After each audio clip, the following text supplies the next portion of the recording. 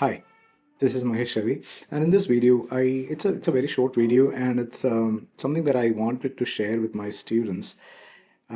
So we're talking about portfolio websites, especially a designer portfolio websites, and the key things that you need to remember when you're creating a portfolio, a design portfolio.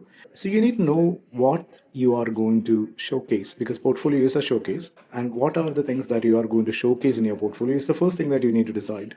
It could be your expertise in a particular domain. It could be the quality of your work. It could be the skills that you have. It could be the experience that you have, the clients that you had. So there will be an array of things that you want to showcase in your portfolio. So you need to figure that out first. And then another thing is that you need to figure out why do you want to showcase these things? Why do you want people to see your skill? Why do you want other people to come to your website and see the quality of your work? So there could be a goal behind this, right? Why you're going to show these things? So could be to get hired by people, could be to get more works. You need to know that goal so that you can design your portfolio in that particular thing. And also the last thing is to know for whom you are going to design your portfolio. So the first one is the what, the second is the why, and the third one is for whom you're going to design this website. Because when people are going to come looking for certain things in your website, in your portfolio particularly, what are you going to show them? And whatever you are going to show them, will that make sense to them? So, to showcase this particular concept, I was reviewing some random portfolio website in class, and I just want to show you the same thing here. And to be very honest, it's not going to be a critique of these portfolios, and I don't know them. They might be really good at what they do, but I'm just going to take a look at the problems that these portfolios has in a general sense. So let's take a look at these portfolios. The first one that I have is from Valentin Chevel, and he's a product designer. So this is what we see. It actually looks pretty cool on the first glance. You can see there are a lot of stuff happening here. The density of the content is really high, and if you go down, you can see there is an instruction which says scroll down, and if you're going down, you are able to see a lot of reading material that happens in here. The clients that he worked with, the awards that he got, strategy, and also the projects that he worked on from 2016 to 25. And you can basically see three works here, which basically is something which actually stands based on the mockups. But beyond that, I'm not able to see something really impressive here. But again, if you go here, you can see that the design itself is not bad. You can see um, good use of typography contrast is actually there, but the works, I'm not very impressed with it. And there is only three of it, which is actually here. And to know more about the design, I will have to go here and I have to read a lot of the content which is actually here. I don't think that is a good strategy considering the kind of people who will be visiting his website. Now, let's go to another website that I found recently. And this is the website. It's pretty clean and it's pretty neat and it looks very, very simple in comparison to the previous stuff that we have seen.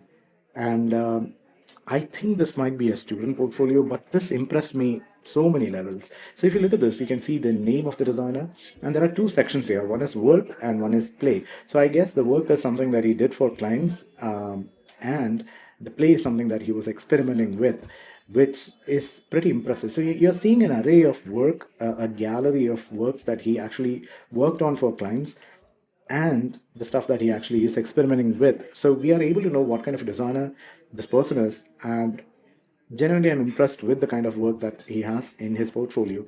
Now, the next part is interesting. So if you go to the info tab here, which is very, very, very, very minimal compared to the previous portfolio that we have seen. So if you see, look at here, we can see that he's a designer. It's just a block, it's just a model, and you can see a brief description about him, and you're basically seeing his experience right here from 2018 to 19. This was the client and this is what he did for him. And one glance, the way that the data is sort of organized and arranged, it's so beautiful, it's so simple and so brilliant that we get a complete idea of what kind of designer he is, what is his experience, and what is he willing to do. And you also have a section called the resume where you are redirected to a CV, which is absolutely fine. So that's the reason I guess that this could be a student, and as opposed to a designer who could be really experienced. As I was saying, this is not critiquing the portfolios is not, I'm not talking about the design of the portfolio or the visual aesthetics that is actually there, but the efficiency of a portfolio, right? What you are communicating. And for a person who is going to be in a dynamic platform like a website, it's going to be a very short period of time. What is the kind of info and what is the kind of impression that you're going to leave in the client's mind, in the person's mind, is really important.